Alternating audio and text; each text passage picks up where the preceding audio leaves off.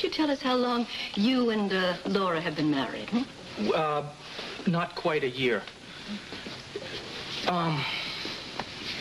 Ever since Laura was raped, we haven't been able to talk about it, and we haven't been able to make love successfully yet.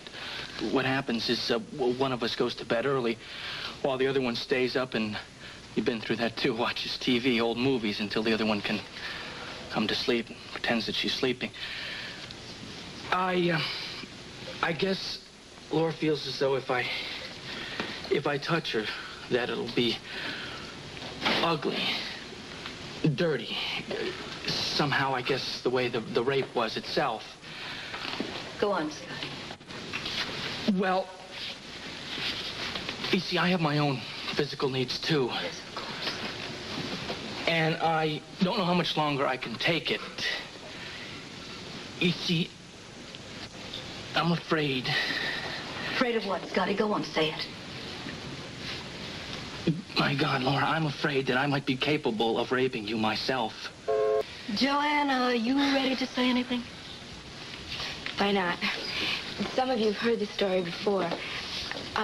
Don's my boyfriend. We're not married. Oh, I guess you would figure it out. But to lay it right out, I know the man who raped me. You know him? Yeah, since high school. It was really brutal. And without my consent. And yet I still felt guilty afterwards. Why? Why guilty? I don't know. As if I were to blame somehow because I knew the man. But that didn't make any sense. I lied to Don, and I lied to my parents. I told everyone I didn't know who the man was who raped me. That's my fault, I guess. I was ready to kill the guy, whoever he was. I even lied about where the rape happened and how it happened. But then I talked to Mrs. Theodore here, and she told me about acquaintance rape. That's the trauma where you know the man who raped you, and you feel guilty because you're afraid somehow you let him on. Which is ridiculous. Why is it ridiculous? You were raped, not seduced. But that's just it, Don. I mean, sure it was rape, but... And I'm trying to be honest about this part. Maybe there was some attraction on me. Damn it, Joanna. No. Let her finish, Don. I'm sorry, Don, but I don't want to walk around with this any longer.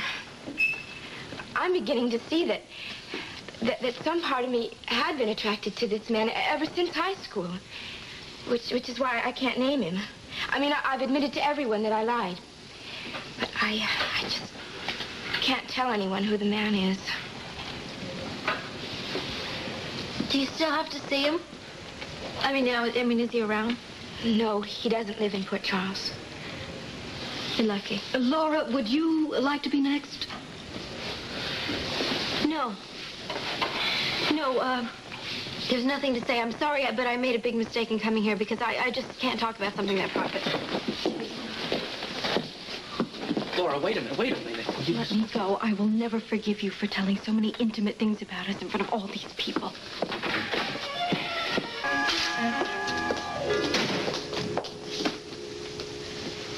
Here, let me take your coat. No, do it myself. All right. Listen, why don't you make some coffee to help us warm up? All right. I will do it.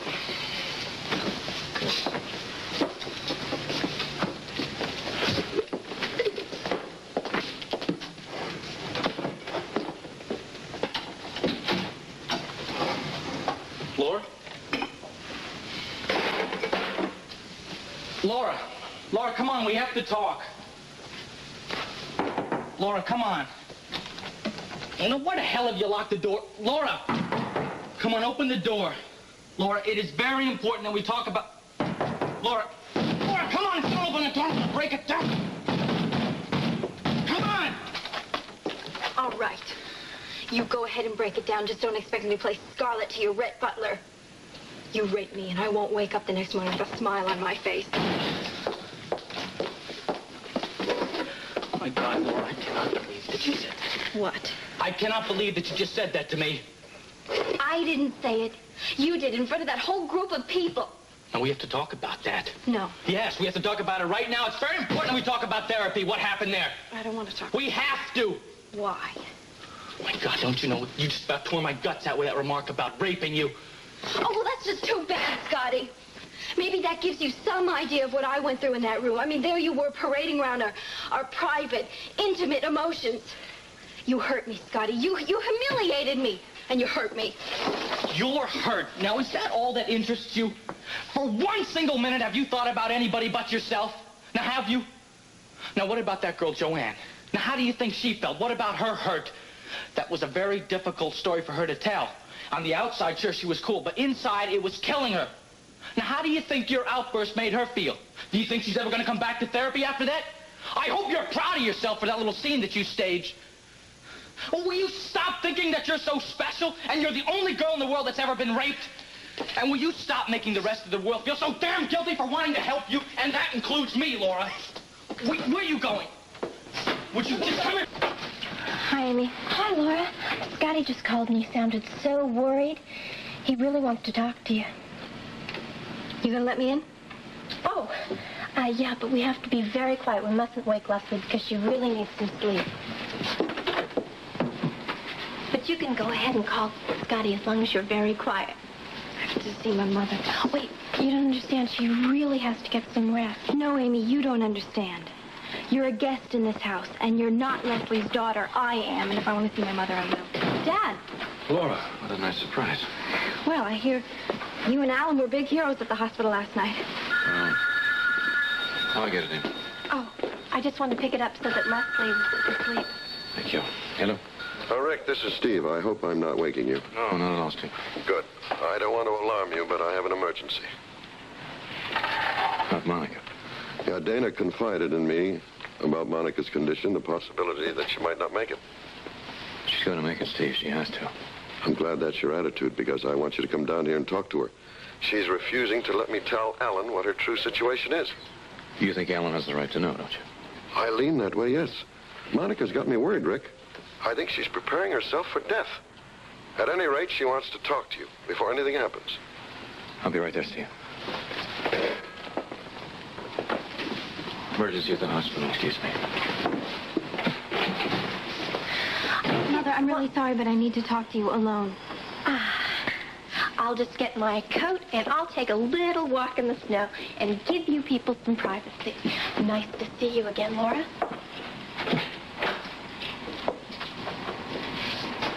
Mother, I am absolutely miserable. That group therapy was a disaster. Scotty and I had a huge fight about it. I didn't know what to do or where to go, so I came here. You're the only person who can help me. I wish I had some answers for you. Right now, I don't have any answers for anybody. I'm sorry. You are not capable of rape, and I will not believe that there wasn't any cooperation on Laura's part. Well, you believe what you want. I'm telling you the truth. Look, why do you think she keeps on lying? Why do you think she keeps on saying that she doesn't know who the man is? Because she's sick of all this, because she wants it to be over. She doesn't want any more trouble. How can you be so blind? She's lying because she cares about you. She is trying to protect you from what's going to happen to you if anybody finds out the truth. I raped Laura. When a girl knows a man the way Laura knows you, that's not rape. How can you be so damn sure, huh? Let's take a little stroll down memory lane, shall we? Do you remember when you were a hooker? You knew some of those guys. You can't tell me some of those experiences weren't rape. Now, if it can happen to a hooker like you, it can happen to a girl like Laura. I have never known you to be so cruel. Don't attack Laura, Bobby. In here. Hi. Oh, Bobby, why aren't you home getting some rest? I know it was pretty rough at the hospital last night. Yeah, I think I'm going home now. Luke, I suppose that the disco's going to be open tonight, seeing as the snowplows have been clearing the streets. Yeah, I'm going to open tonight. Good. What are you doing here so early? Well, I just came to pick up my uniform. It needs to be cleaned. Laura, I don't expect a big crowd tonight. Why don't you take the night off and stay home? Thank you. But, well, I just don't think so. You see, I was trapped there all during the snowstorm, and home is the last place I want to be right now. I'll go get my uniform.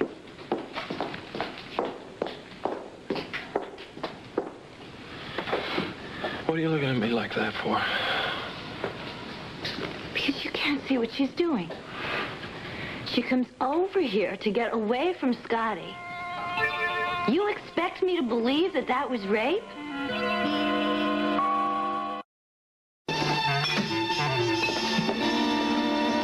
Luke, it's freezing in here. Why do you have to keep this place so cold? What are you doing here this early? Can't you turn the heat up? I've turned the heat up. Answer my question. I told you I had to get my uniform cleaned. Laura, you've never been early for anything in your life. Come on, something's wrong. I ran out of places to go, I guess. What's the matter? You been evicted from your apartment or No. Scotty was there. I couldn't stand to look at his eyes any longer. He's angry with me. I ran out of the group therapy. Why did you do that? I don't want to talk about it. You are going to talk about it. I want you to talk about it right now. Why should I? Because I care about you, because maybe I can help you, because I'm concerned. It's a little bit late for that, don't you think? Laura, please. Please. Now, what happened that would make you run out on something as important as that? The first girl that spoke, she said that she was raped by someone she knew from high school, and she talked about the terrible guilt that she felt. Why would she feel guilty? Because she felt that she'd encouraged him in some way because she knew him. That's nonsense. No, it's not nonsense. It hit me right in the pit of the stomach. Because you and I knew each other before? Yes. Okay. Go on. Well, I knew when she was through with her story that it was going to be my turn, and... Well, I wasn't sure what I might blurt out. I was out of control. I was in a panic, so I ran out. You can't keep running, Laura. Yes, I can. I have to. Do you have any idea what would happen if I ever admitted that I know the man who raped me? Scotty, my father, my mother, everyone would be after me until I named the man, until I named you. It is really ironic that this is the first place you run to, you know? The place that it happened like it was some kind of sanctuary. I didn't. I ran straight to my mother because I needed her help desperately. And you know what? She listened to me. She listened to me, and then she said she couldn't give me any advice at all. She said what? Mm-hmm. Suddenly, I was looking into the face of a total stranger. My own mother. It's not the end of the world. She's probably like everybody else. She's concerned with her own problems. No, you don't understand. It's not that she couldn't help me. It's that she didn't want to help me. She's very cut off. Really? Congratulations. Welcome to the world, Laura. Most of us get cut off at a much earlier age. Luke, there was something you said to me the night that Roy died, and it touched me very deeply. I said a lot of stupid things that night, Laura. You told me that when you and Bobby were children, you had to watch your mother die. And your father take his bottle, drink it down, and then walk out and leave the two of you to deal with your mother. Oh, man, you would remember that, wouldn't you? Yes. I remember every word and all the pain that you felt. What is this? What is this between us? I've never been able to talk about my personal problems to anybody, ever. And it seems easy with you. What is this? Is there some kind of commitment here or something? I don't know. I think there must be, otherwise why would I have come here today? I've hated you. I've hated you for what you did to me, but I don't want to hate anymore. I want to understand. Understand how to cope with losing a mother. Yeah. You and Bobby managed. I don't know about Bobby. She was real young when it happened. The way I try to handle it is I try to keep her alive in my mind. I tried to remember that I loved her, tried to remember that she loved us. And I tried to remember all the special things she had done for us, even though we were poor, and we were poor. I've never had to deal with poverty. I'm sure it's very frightening. My mother was always trying to make it up to us for not being able to have the things that we needed and wanted.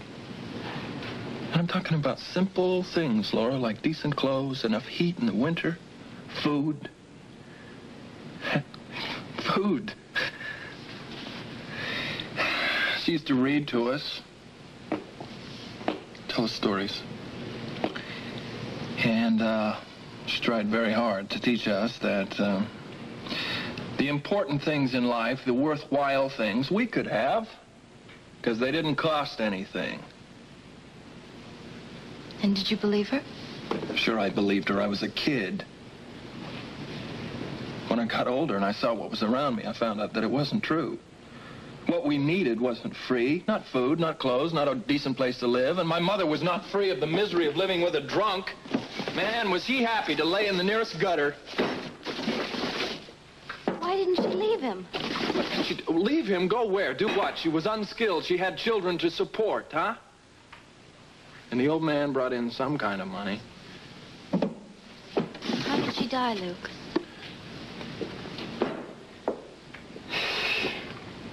The question is not how she died. The question is, why did she die, Laura? She had a pain in her side for several days. And she didn't go to the doctor? She couldn't go to the doctor. She didn't know how much it would cost. She was afraid of how much it was cost. She was afraid that my father would go into one of his rages, and that fear killed her. It was so damn senseless. Laura, my mother died of a burst appendix. That's a routine operation. That's awful. Yeah, it's awful. I was too young to know that she had to go to the hospital, but my father wasn't. He knew. He had to know. And he waited until it was too late. And then he sent me and Bobby out to call an ambulance. And when we got back, she was dead. And he was standing over her, looking down, shaking his head like she had disappointed him. And then he finished his bottle and walked out. Is that when you went to live with your Aunt Ruby? Yeah. Ruby was the only one who cared whether Bobby and I survived or not. Well, that explains a lot about you and Bobby. Maybe. Doesn't explain anything about us, though, does it? Does it explain why I did to you what I did? Does it help you understand how to cope without having your mother's help? I don't know. You know what your problem is? You keep working here. Every day you have to look up in my face. That used to be the worst part of it, Luke. Now the worst part of it is facing my husband.